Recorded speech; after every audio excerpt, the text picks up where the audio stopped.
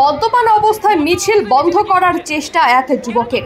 পানিহাটি পৌরসভার সুভাষনগর অঞ্চলের ঘটনা। মিছিলের ছবি না তোলার নির্দেশ সংবাদ মাধ্যমকেও। ঘটনাকে ঘিরে তৈরি হয় এলাকায় ব্যাপক চাঞ্চল্য। হুমকি দিয়ে এলাকা থেকে পালিয়ে যান সেই যুবক। নির্যাতিতার খুনের বিচারের দাবিতে পানিহাটিবাসী একজোট হয়ে এক মহা মিছিলের আয়োজন করে। সেই মিছিল থেকে বারবার স্লোগান ওঠে মুখ্যমন্ত্রীর পদত্যাগের। আর সেই খবর প্রচার করতে গেলে হুমকি থেকে শুরু করে খবর সংগ্রহের বাধা দেওয়ার চেষ্টা করে বেশ কয়েকজন যুবক। ঘটনাকে কেন্দ্র করে বেশ চাঞ্চল্য ছড়ায় পানিহাটি পৌরসভার সুভাষনগর এলাকায়। মদ্যপ অবস্থায় এসেছেন কেন? মদ্যপ অবস্থায় মিছিলে কি করছেন? কেন তুলবো না দাদা, কেন তুলবো না? তুলবে না কেন বলুন না, কেন তুলবো না? আপনি মদ্যপ অবস্থায় কি করছেন মিছিলে? দাদা মদ্যপ অবস্থায় কি করছেন? কোর্টে সিবিআই কাগজ জমা দিচ্ছে, তাতে কি মনে হয় যে কিছু থাকবে ওই কাগজে? কিছু তো থাকা উচিত। আমরা তো এটা আজকে কার মেয়ের হয়েছে, কালকে যে আমার মেয়ের হবে না, এটা তো আমরা ভাবতে পারি না। কাজে যাতে না হয় সেই জন্যই আমরা চাইছি বিচার। কতদিন পর্যন্ত আন্দোলন চালাবেন এরকম? যতদিন সুবিচার না হয়, যতদিন সুবিচার আমরা না পাই, ততদিন আমরা চালাবো। যারা যারা মনে করছে পুলিশ অফিসাররা ডাকতে পারে, তারা গিয়ে সবাই হসপিটালে ভর্তি হয়ে কি বলবেন? তো হসপিটালে ভর্তি হওয়া নতুন কিছু নয়, বহু পুরনো থেকে চলে আসছে। সরকারি মাল্টি স্পেশালিটি হসপিটালগুলো তো এই সরকার ওদের আশ্রয় দেওয়ার, ওদের গ্রেপ্তারি এড়ানোর চেক বানিয়ে ফেলেছে, নতুন কিছু নয়। এ সমস্ত করে আর হবে না, মানুষ থামবে না, আমি থামবো না, আমার আশেপাশের কেউ থামবে না। বিচার আমরা নিয়ে ছাড়বো, এবার নিয়েই ছাড়বো। খুব যে খুশি তা বলবো না, তবে পুরোপুরি হতাশ এখনো হচ্ছি না।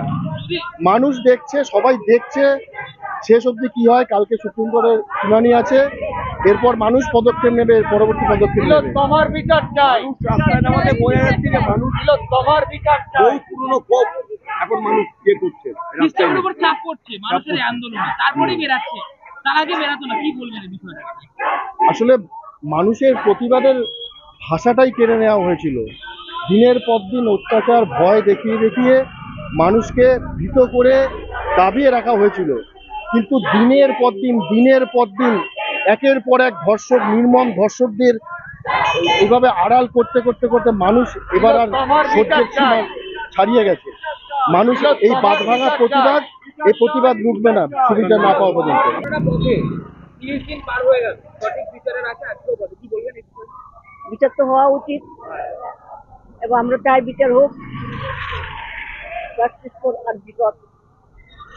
আর কি বলবো, আগামীকাল এই মামলার শুনানি রয়েছে, সেখানে না করছেন আশাপ্রদ কিছু সিবিআই বলবে বা আপনাদের যে শাস্তি আশা করছি আমরা, কি আশা করছেন? কি আশা? যে কিছু একটা ফ্লো বা কিছু একটা পাবো, বা ওদের কাগজপত্র জমা দেবে, কিছু একটা বাঁচায়। এটা আপনাদের মনোভূত আশা না, আশা রয়েছে, মনোপুত হবে কিনা জানি না। আশা তো থাকতেই পারে আমাদের। ওকে তো ওইখানে খুন করা হয়নি, অন্য জায়গায় করে ফেলেছে। এবং এই 4 দিনটা কি খুব ভাইটাল গেছে মনে হয়? হ্যাঁ, 4 দিন মানে যেভাবে ওকে অত্যাচার করে খুন করেছে, মানে এগুলো ভাবা যায়, নিতে পারছে না। মা তো নিতে পারছি না। যে 4 দিনটা খুব ভাইটাল হচ্ছে না? হ্যাঁ, 4 দিন তো বাঁচা। আমরা চাইছি মেয়েটা যাতে একটা জাস্টিস পায়, আর আমাদের কিছু নেই। মেয়েটা যাতে জাস্টিস পায়, তার বাড়ির লোক যাতে একটু স্বতঃস্ফূর্তভাবে হাঁপ ছেড়ে বাঁচতে পারে। ওনারও তো মৃত্যু মতো হয়ে আছে, কাজেই আমরা চাই ওনাদের জাস্টিসটা যেন ঠিক মতো হয়। তদন্ত এখন সিবিআই এর কাছে গেছে, আগামীকাল সিবিআই কাগজপত্র পেশ করবে আদালতে মামলার শুনানি। হ্যাঁ, কিভাবে হচ্ছে মামলার? হ্যাঁ, আমার মনে হয় না এটা ঠিকভাবে হচ্ছে। এটা আমার মন বলছে, আমি তো আর সেরকমই নয়, আমি একজন হাউস ওয়াইফ। আমার মনে হয়েছে আমার এই মেয়েটার পক্ষে, আমি পাড়ার মেয়ে, পাড়ার বউ, আমার মনে হয়েছে আমার দাঁড়ানো উচিত। আমি চাই সব সিবিআই বারবার বলছে যে খুনটা ওইখানে হয়নি। হ্যাঁ, তাহলে কোথায় হলো? খুনটা ওইখানে হয়নি, এবং 4 দিন বিরাট টাইম। হ্যাঁ, তার মধ্যে কিচ্ছু করতে পারেনি, কোনো কিছু হয়নি। এখানেই তো বোঝা যাচ্ছে। কি বলবো বলুন, এখানেই তো পুলিশ ওনাদেরও তো কিছু করেনি। মহুয়া গুপ্ত। হ্যাঁ, সঠিকভাবে তার তদন্ত করে বিচারটা তাড়াতাড়ি করার এবং প্রমাণপত্রগুলো তাড়াতাড়ি করে কোর্টে জমা দেওয়ার। এতদিন দীর্ঘস্থায়ী তো এটা হওয়া উচিত না, দীর্ঘস্থায়ী হওয়া উচিত না। আমার নাম শিবানী দাস। সিবিআই যে তদন্ত করছে সেই তদন্ত কি আপনারা সেটা কালকে বেরোনোর পরে বুঝতে পারবো যে সেটা সঠিক কিনা, কারণ প্রত্যেকের মনেই কেউ না কেউ কিছু না কিছু বুঝতে পারছে।